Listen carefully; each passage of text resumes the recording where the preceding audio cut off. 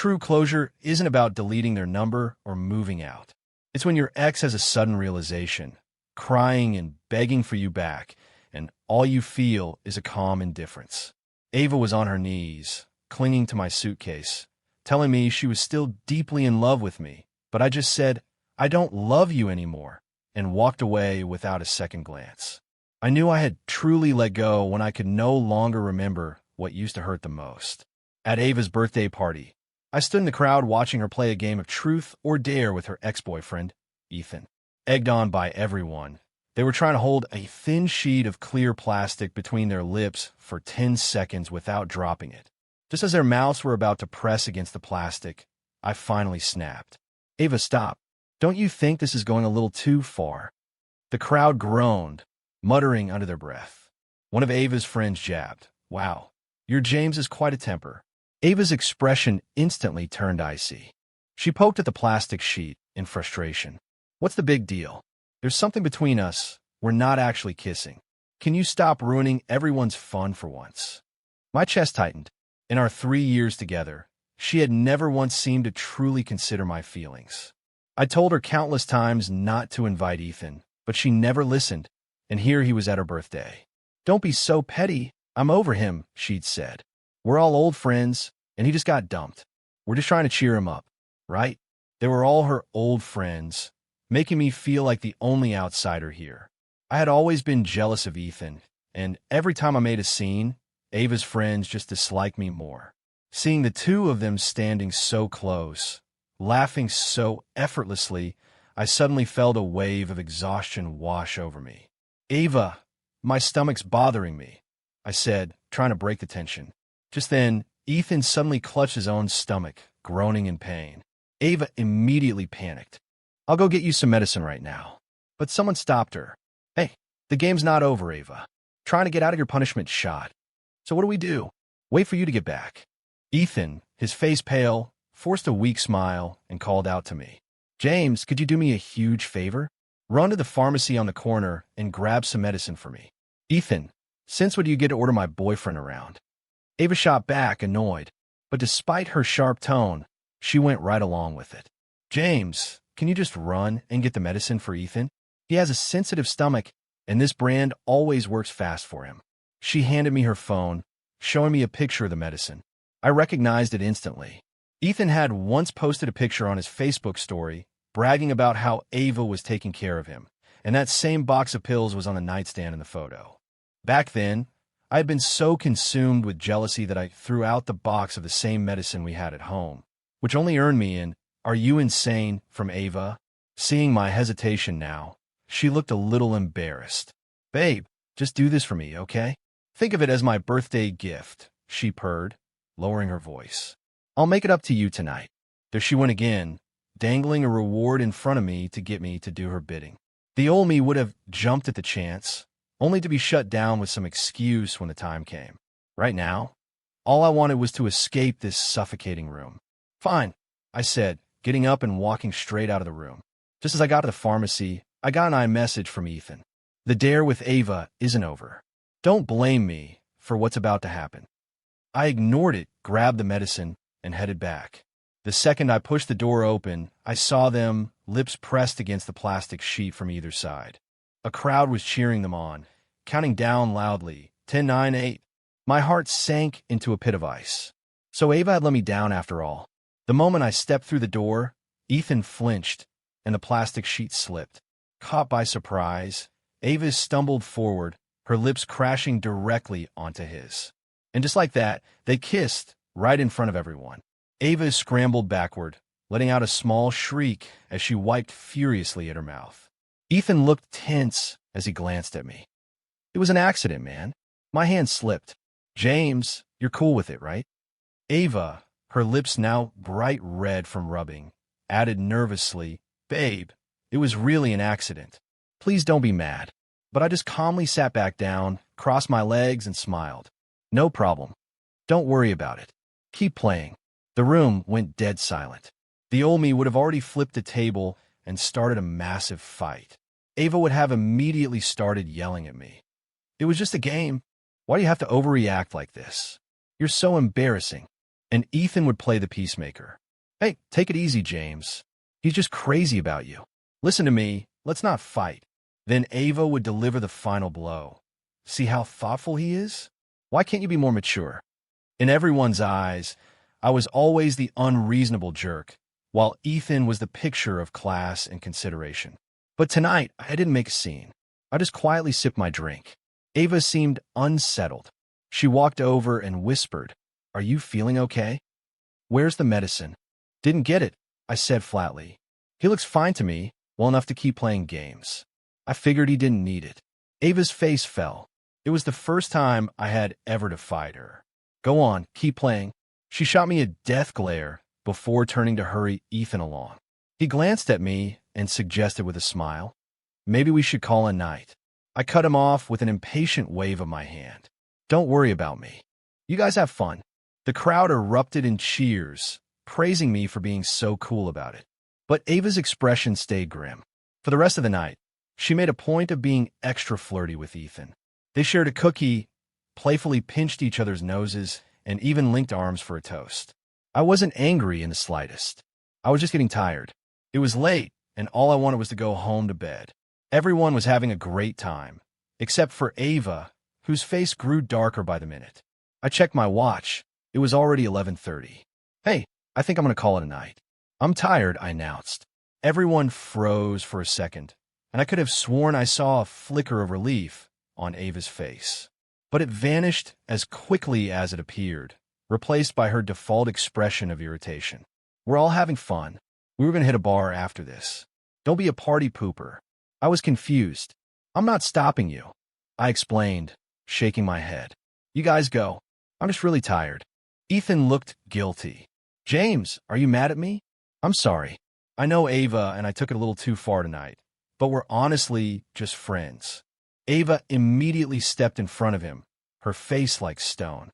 "You don't have to apologize to him. He's just being his usual dramatic self." I yawned, so tired my eyes began to water. "I'm honestly not mad," I said. "Tell you what, you guys go on to the bar. I'll take care of the check here." "How's that?" When Ava saw the tears welling in my eyes, she looked smug for a second, but once my words sank in, her expression soured. I didn't have the energy to argue. I just tossed my card on the table and walked out. The moment I got in my car, I called my boss, Mr. Sullivan. "I'll take the transfer to Chicago," I told him. "The sooner, the better." He sounded pleased. "Glad you finally came around, James. Don't worry, the company will make it worth your while." He'd been trying to convince me for ages, telling me a young guy should focus on his career, but I'd always hesitated because of Ava. Luckily, her constant drama had finally cured me of my stupid obsession. I got home and passed out immediately, only to be jolted awake in the middle of the night by a loud bang, like someone had kicked the front door. The lights flipped on blindingly bright. My eyes stung. Ava was leaning in the doorway of my bedroom, and Ethan was standing right beside her. "Sorry to bother you this late, James," Ethan said, looking apologetic. "Ava's pretty drunk. I didn't feel right letting her go home by herself, so I brought her here." I fought back my irritation at being woken up and replied coldly, "Fine, just put her in the guest room." I was about to lie back down when Ava shoved Ethan away and yanked the blanket off me. "Aren't you worried about me, James? Not one call. You always used to come and get me." It was true. In the past, no matter who she was out with, I'd always call to make sure she was safe. If it got too late, I'd drive to pick her up. All I ever got for it was teasing from her friends and a lecture from her. They'd laugh about how clingy I was, joking that Ava had me on a tight leash. To save face, Ava would always lash out at me. "I'm not a kid, James. I need my freedom. Stop trying to control me, and just back off." Remembering all that, I pulled the blanket back over myself. "You always said I was too controlling. Well, now I'm giving you space. Isn't this what you wanted?" The words caught in her throat, and her face turned bright red. "I'm feeling a little dizzy. Can you make me something to sober up?" she asked, her voice suddenly soft. Any time she'd been drunk before, I would have already been making it for her. But now, I had no intention of moving. "Everything you need is in the kitchen. If you want it, make it yourself. I have work in the morning. I need to sleep." I got up, pushed them both out of the room, and locked the door behind them. Ava started banging on the door. "James, are you seriously giving me the cold shoulder right now?" I used to do all those things for her without her even having to ask. Now, even with her pleading in front of Ethan, I felt absolutely nothing. At the end of the day, what did any of it have to do with me? I put in my noise-canceling earbuds and fell into a deep, dreamless sleep. It was the most peaceful night I'd had in ages. The next morning, I walked out of my bedroom to find Ava standing there in an apron, staring daggers at me. "I was starting to think you'd sleep all day," she sneered. "Go make some oatmeal for Ethan. He says his stomach hurts." The smell of burnt food drifted from the kitchen. It was obvious she'd attempted to cook for him and fail miserably. And why would I do that? I said with a cold laugh. Ava froze, staring up at me in shock. "He's your ex, not mine." From the couch, Ethan clutched his stomach and said weakly, "Ava, don't fight because of me. I could just go." I laughed. "So considerate. If you were really that considerate, you would have left last night." "James!" Ava's voice was raw from yelling. "My friend brought me home late because I was drunk. What is the big deal about him sleeping on the couch for one night?" "Oh, nothing," I said casually, turning toward the bathroom. "I wouldn't care if you two share my bed." I heard something crash to the floor behind me, followed by the front door slamming shut. By the time I got out of the shower, the apartment was empty. The kitchen was a disaster, with the contents of a burnt pot and its shattered remains strewn across the floor. I didn't bother cleaning it up. I just grabbed my bag and left for work. Ava didn't come home for the next 3 days. The only sign of her was on social media. She posted a photo on Instagram wearing an oversized men's button-down, holding a dumpling up to the camera with the caption, "You just get me. You knew these were my favorite." You couldn't see Ethan in the picture, but I immediately recognized the watch on the wrist in the frame. It was the same one Ava had given me for our anniversary last year.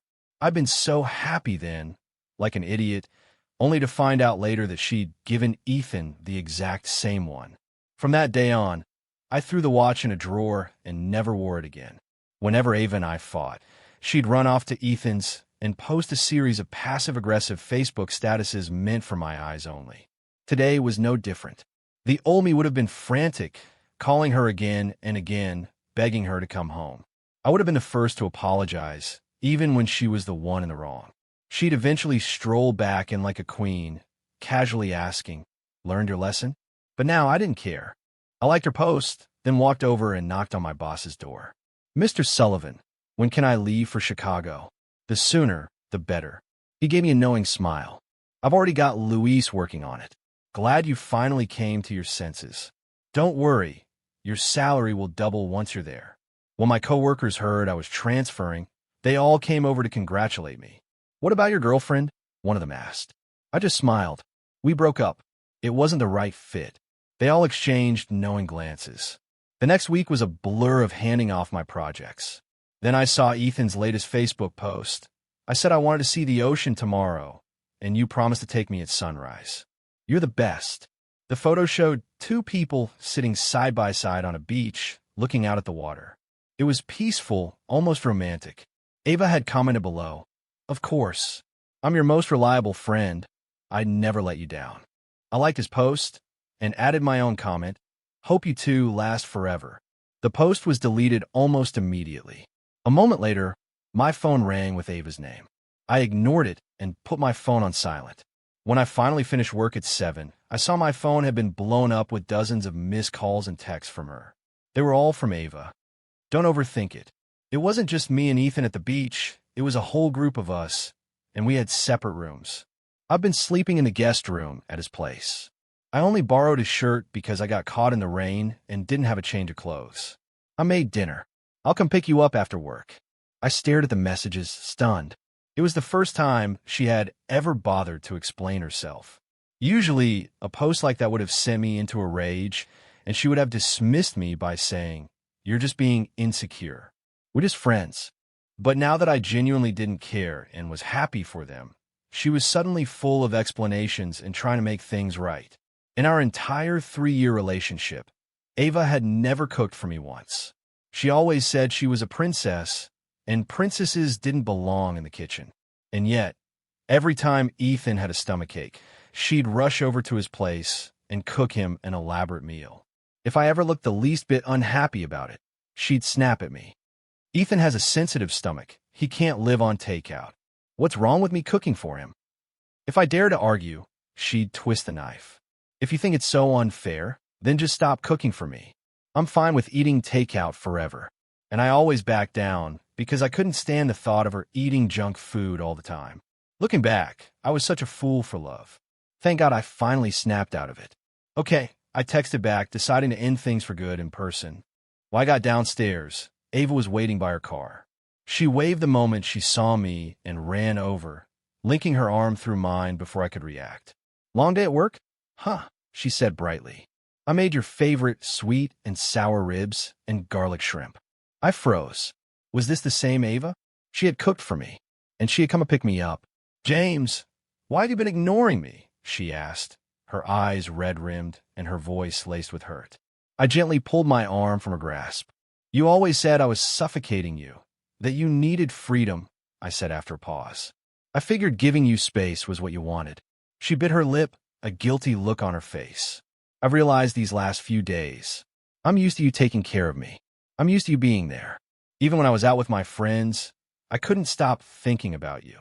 That's why I came back. Cooking is exhausting, but I'll do it more often for you from now on, okay? I said nothing, just met her expectant gaze. There won't be a from now on for us, I finally said. The color drained from her face. What are you talking about? Before I could answer, her phone rang. Ava, I'm at the airport and my stomach is killing me. It was Ethan. Ava's expression immediately tensed with worry. Ethan, find an airport employee and ask for some hot water. I'm on my way. She hung up and looked at me, her face a mask of guilt. I'm so sorry. Ethan's not feeling well. I have to go get him. I nodded. I get it. Go ahead. I told her, I left the stomach pills and a thermos in your car. You should probably swing by my office to fill it with hot water. You might not find an open pharmacy near the airport. I went on, laying out all the details of how to care for someone with a stomach bug. And remember, don't just give him soup. Toast is actually better for settling the stomach. Ava's eyes welled up again. James, why are you telling me all this? I smiled. Because I've always been the one taking care of you. I figured you wouldn't know how to do it for someone else. Go on. Ethan's waiting for you. She looked panicked, grabbing my hand in a death grip. Aren't you jealous at all? I sighed softly. Before I could respond, one of my co-workers hurried over. James, there you are. Is this your girlfriend? He smiled politely at Ava. Hi there. James told us you two broke up, but I guess he was pulling our leg. You're a great girlfriend for being so supportive of his move. Letting you move to Chicago for your career, that's really big of you. His words hit Ava like a ton of bricks. Her face went pale. What did you just say? James is moving to Chicago. She trembled, her nails digging into my arm and leaving red marks.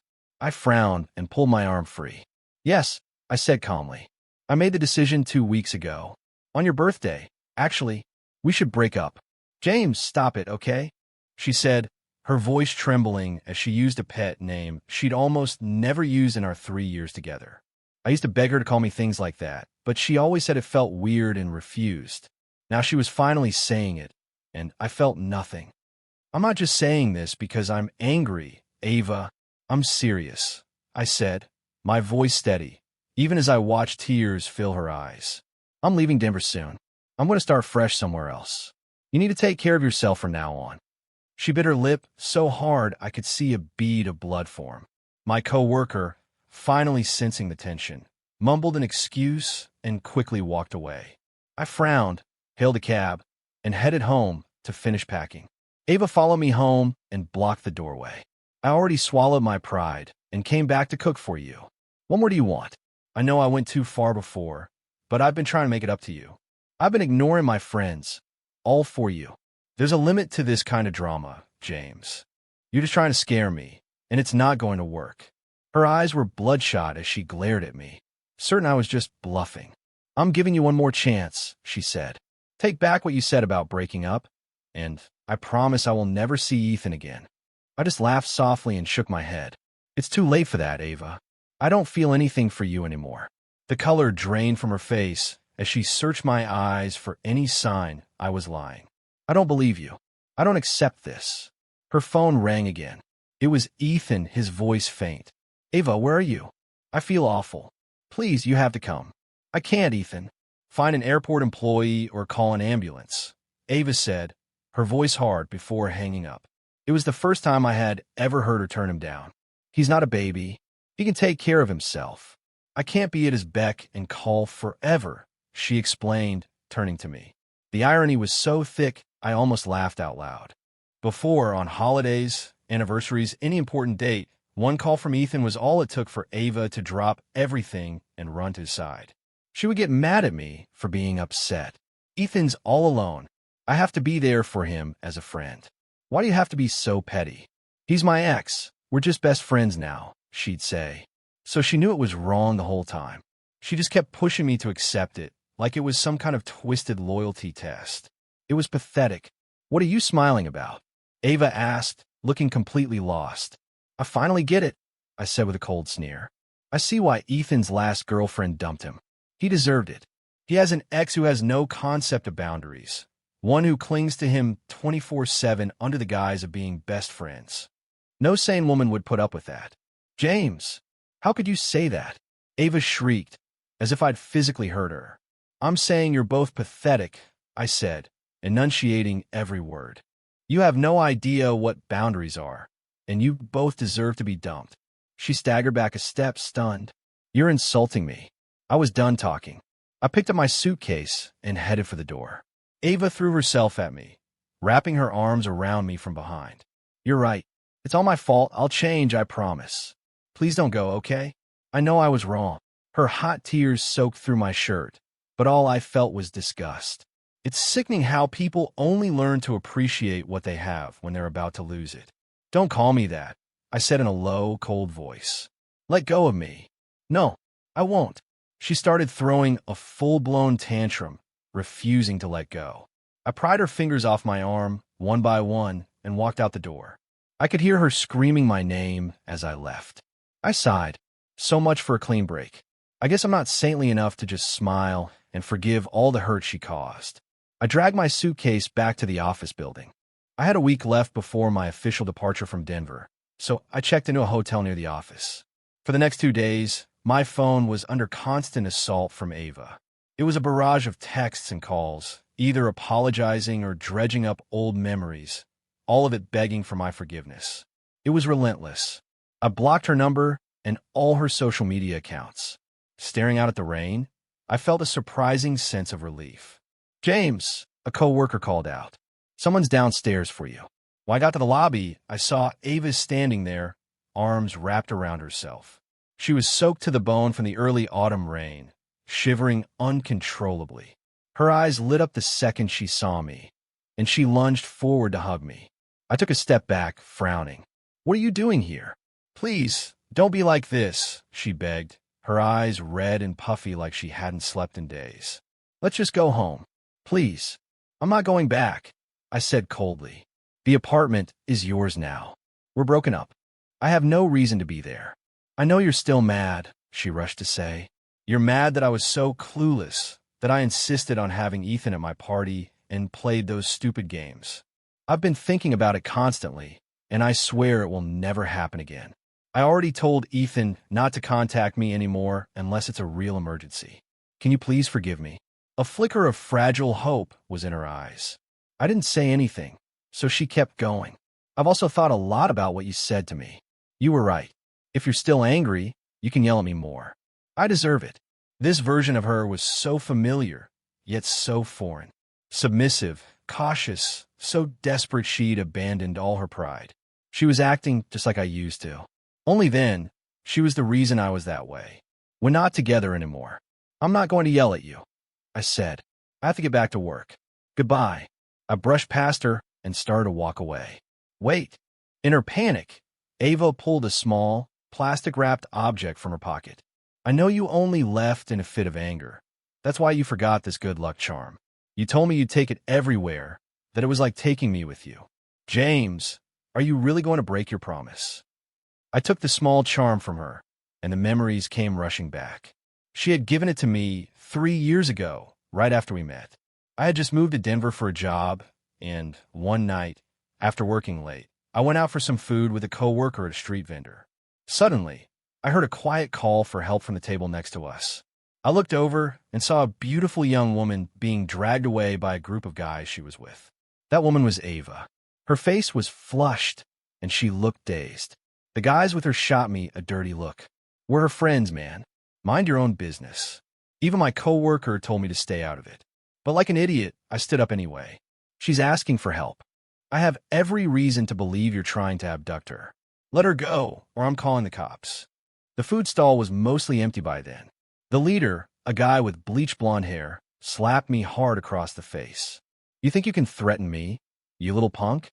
His whole crew jumped me, and they beat me up until my coworker managed to call the police. At the station, I learned that Ava didn't even know those guys. She'd just gone through a bad breakup and had gone out drinking alone to cope. She said she started feeling dizzy and disoriented, and that's when I tried to drag her out. The officer gave her a stern lecture.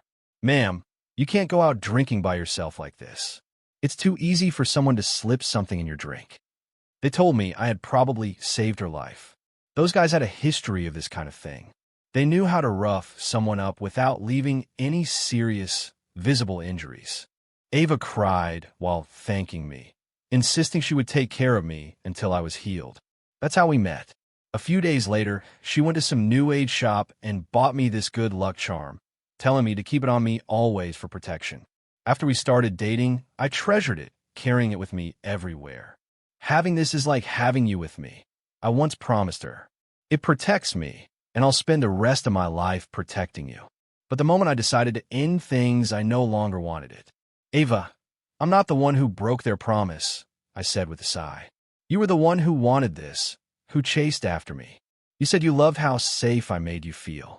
But then you started saying I was annoying. You avoided me. You chose to spend all your time with Ethan instead. You're the one who wore my love down, bit by bit. There's no one else to blame." Ava bit her lip, her body shaking. Before I could say another word, her eyes rolled into the back of her head, and she collapsed. I had to carry her to one of the lobby couches. I got a thermometer from the front desk, and, just as I'd suspected, she had a raging fever. She was curled up on the sofa, shivering, her face contorted in discomfort. And it hit me then. She never used to get caught in the rain. The second it started to rain, I'd call her, no matter where she was, and ask if she needed an umbrella or a ride. Her response was always the same cold dismissal. "I'm not a child. I know how to find shelter. And if I need an umbrella, I'll buy one. Stop bothering me." All my care and protection only ever earned me her annoyance. "James, don't leave me," she mumbled in her feverish state. After I got some medicine into her, her eyes fluttered open, full of a desperate, helpless plea. I just slowly shook my head. "I already called one of your friends to come get you. I have to go." Ava grabbed my sleeve, tears rolling down her cheeks. There was a time when seeing her cry would have shattered me. Now, I felt nothing but a quiet calm. "James, there you are. We've been looking all over for you," another coworker said, walking up. "Come on, Mr. Sullivan and the team are already at the restaurant. They're just waiting for the guest of honor." At that exact moment, Ethan rushed into the lobby. "Ava, are you okay?" he asked, rushing to her side and feeling her forehead. I stood up and walked away. Behind me, I could hear Ava's gut-wrenching sobs and the sound of her screaming something at Ethan. I didn't catch the words, and I didn't want to. A week later, I was on a flight to Chicago. My new colleagues were great, and work was busier than ever. But Ava still wouldn't give up. She found new ways to message me every single day, just to remind me she existed. "I tried making your favorite sweet and sour chicken. It looked awful, but it tasted okay. I had another nightmare. I can't sleep well without you here. It rained today. I've started carrying an umbrella, just in case. Since you're not here to bring me one anymore. A pigeon fell on my balcony and hurt its wing. I bandaged it up. It's so sad. James, I miss you." She used a dozen different numbers to send me these messages, and it continued for 2 solid months. I used to be the one sharing every little detail of my life with her. I remember finding a stray kitten once and sending her a picture. Look at this poor little thing. Can I bring him home? It took her hours to reply. I'm allergic to cats. No. That's when I realized she hadn't even bothered to look at the picture. It was just one small disappointment, but they piled up one after another until I just went numb. I was always the one who loved more, so I told myself I could overlook the hurt. But now that I didn't love her anymore, she was starting to act like I used to, sharing the little things. It was far too late. A late blooming affection is worthless, and her belated attempts to share her life were just an annoyance.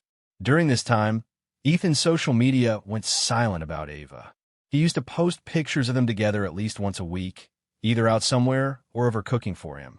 Now, Ethan's Twitter feed was full of angsty, melodramatic posts, like a teenager's diary.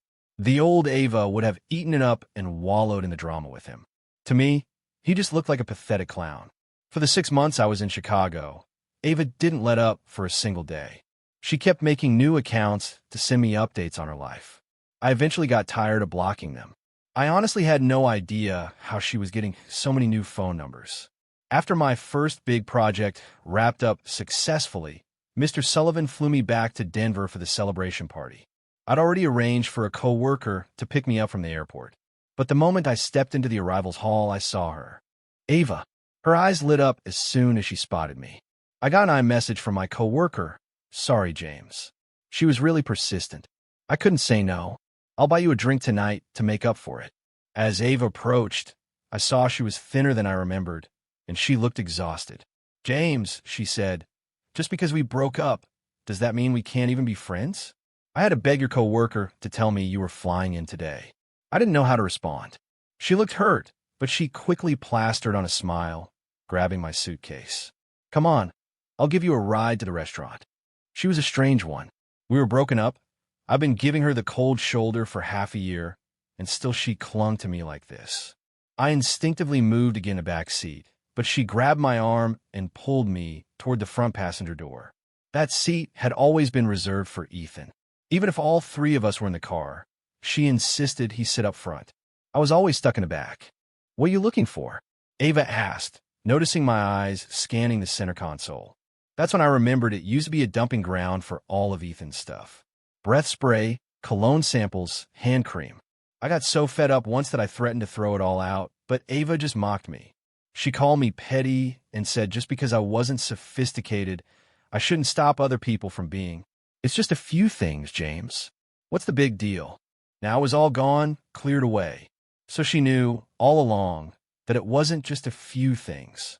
Nothing, I said flatly. We crept along in traffic. At a red light, Ava turned to me. I was the one who didn't get it back then, she said quietly. I didn't understand boundaries. I didn't think it mattered who sat where, or whose stuff was in the car. But I understand now. It must have been awful for you. I didn't respond. The stop-and-go traffic was making the motion sickness for my flight worse. I brought some Dramamine, just in case, she said, handing me a small bottle. She picked up a thermos from the cup holder and twisted it open. It's chilly. Drink some hot water. It was the same thermos I had told her to get for Ethan. I felt a faint twinge somewhere inside me. The old me would have been ecstatic that she'd even come to pick me up, let alone be this thoughtful. But back then, she'd just get irritated if I called, telling me she was busy and to take a cab. And the Dramamine? I'd only ever seen her pack that for Ethan, even though she knew I got carsick too. I remember one road trip on a winding mountain pass. The car was bouncing all over. Ava gave the last Dramamine to Ethan. Ethan's stomach is so sensitive. Throwing up would be really bad for him, she'd said. You can handle it. I didn't even know you got carsick. I spent the rest of that trip hugging a tree on the side of the road, throwing up until my throat burned from the acid. It wasn't that she didn't know. She just didn't care. I remember when we first started dating, we went to an amusement park and I got sick after a ride. She was so worried back then. Oh my God. If I knew it would make you this sick, I never would have made you go on it. You idiot, why didn't you tell me? I just laughed and said I'd mistimed my medicine. She'd hug me, her eyes tearing up. James, you're so good to me. But then Ethan came back into the picture, and she slowly forgot. Now that we were broken up, it seemed her memory was suddenly returning. I hesitated at the restaurant entrance. Ava smiled at me. Go on in. Don't drink too much. I nodded and went inside. It was past 11:30 when the party finally broke up. When I walked outside, I was surprised to see Ava's car still parked by the curb.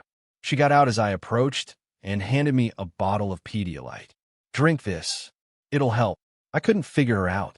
She was acting as if we'd never broken up. Except this time, the roles were completely reversed.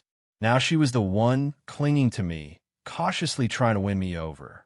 "Ava, you don't have to do this. I started, but she cut me off.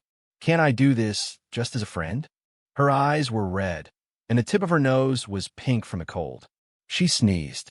She must have been sitting in the cold car all night, not wanting to waste gas by running the heater. It was the first time I truly understood how awful it feels to wait for someone like that. Once I was in the car, she gave me this pleading, wounded look, and it reminded me of all the times I had waited for her. I remember one snowy night, she dragged me to a karaoke bar with her friends. The whole group started pushing for her and Ethan to sing a romantic duet. I couldn't stand it, so I stepped outside for some air. I waited outside for half an hour. She never came to check on me. I stayed out there for another hour out of pure spite. It wasn't until she came out to use the bathroom that she even noticed I was gone, still waiting by the entrance like a fool. The wind was freezing that night, and the wet snow soaked through my clothes. I came down with a high fever the next day. "Are you stupid? Why didn't you just come inside?" she'd snapped at me. "You deserve to be sick." There was no sympathy in her voice, only irritation. "I'm sorry," the Ava in front of me said now, her voice low. "I was so immature then. I'll let you freeze outside until you got sick." Her apologies had taken a long, roundabout path to get here. "It's fine. It's in the past," I said calmly. "And I didn't ask you to wait for me tonight. So if you get sick, don't blame me." She stared at me, completely stunned. I was just throwing her own words back in her face. The only difference was, back then, all it took was a half-hearted apology from her. I would have melted. That wasn't going to happen now. The drive was silent. Ava's eyes were red, and she kept glancing over at me. As we pulled into the hotel's parking garage, her phone buzzed. A text popped up on the screen. "Ava, I miss you. Can you come over?" It was from Ethan, of course. Ava frowned, about to reply, but then she sneezed twice. She started typing instinctively. "Are you getting sick? Where are you? I can bring you some medicine." I pushed my door open and chuckled. "Seems like you've got plenty of people to worry about you," I said. "I'll see myself in." Ethan, who must have been on a call with her, obviously heard my voice. "You clearly don't care about her, but I do," he yelled through the phone. "Stop messing with her head. Stop hurting her." I didn't have the energy to engage. I just grabbed my bag and walked away. I could hear Ava calling after me, but I didn't look back, letting her voice fade away. Later that night, Ethan posted a smug update on his Facebook story. "I guess if you miss someone enough, they show up. You finally came to see me." I just laughed, tossed my phone on the bed, and went to take a shower.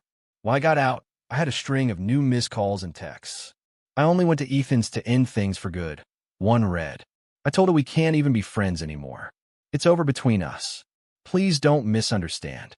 His post was just wishful thinking. I made him delete it. I checked, and sure enough, Ethan's story was gone.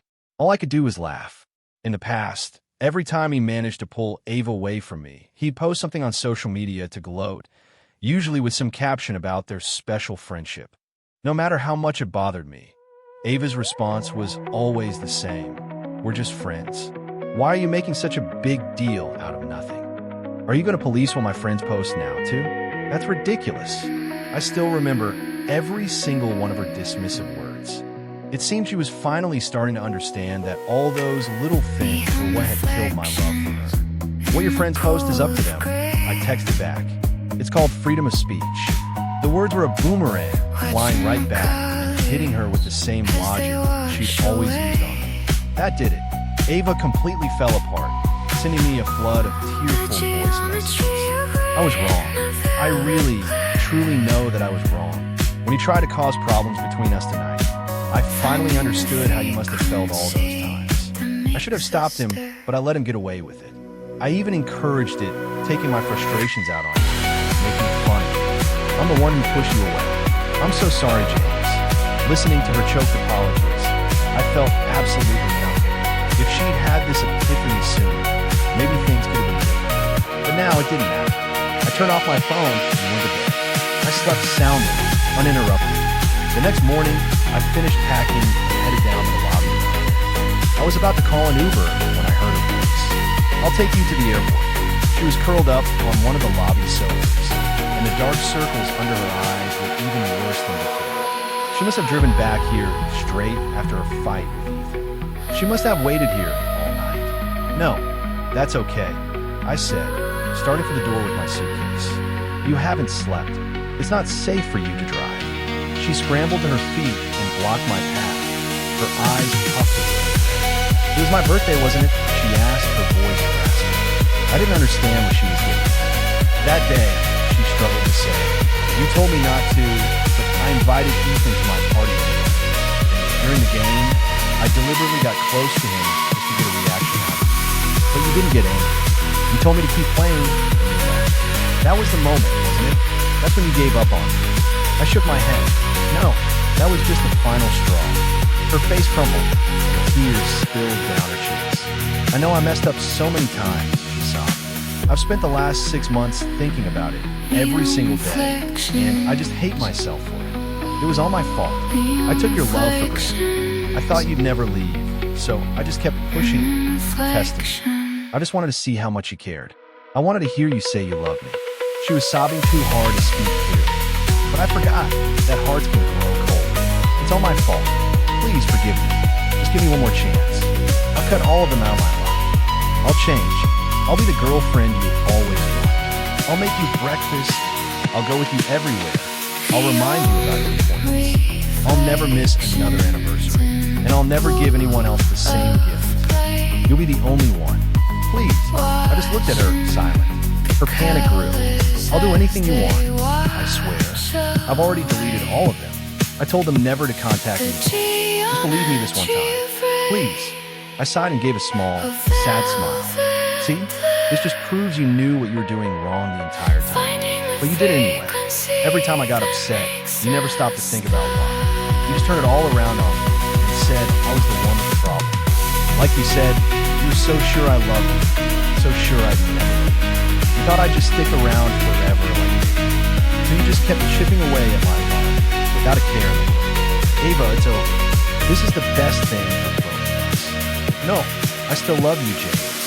I love you so much," she cried out, all pride forgotten. "But I don't love you anymore," I said. "And I deserve to be with someone who treats me well. I'm going to find someone who will be my partner, through good times and bad, not someone who expects me to carry all the weight by myself." Ava sank to the floor, clutching her head and sobbing so hard she could barely breathe. "Goodbye, Ava," I said, and walked away without looking back. And goodbye to the person I once loved with everything I had. One day, I won't be able to remember what hurts so much in the first place. And that's when I'll know I've finally let you go. The end of a relationship is rarely caused by one grand betrayal, but by the accumulation of 1,000 tiny ones. Once love is exhausted, a belated epiphany is meaningless. It's like watering a dead plant. That's why true closure isn't about deleting your number or running away. It's the profound calm you feel when your ex returns, finally offering to change what's better. That calm is the proof you've learned to hold your own umbrella, a testament to a self-worth that no longer requires their return for validation.